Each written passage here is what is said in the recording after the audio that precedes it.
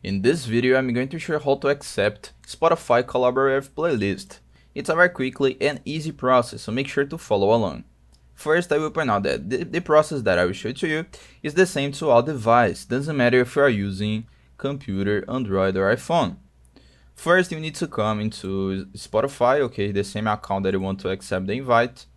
Then, first I will show you how to invite someone on a collaborative playlist because I need the link and you need this link to join on a collaborative playlist. So you need to ask your friend to click on the playlist, click on these three dots, swipe down and click invite collaborators.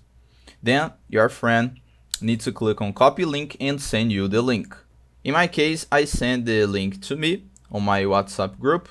So you just need to receive this link, click on top and accept your invitation. Okay, in my case it is my own invite, so I can't accept, but in your case will be different. You just need to click on the link and accept the invite.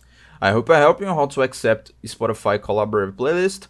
So if this video helped you in any way, hit the like button and subscribe to our channel to receive useful tips.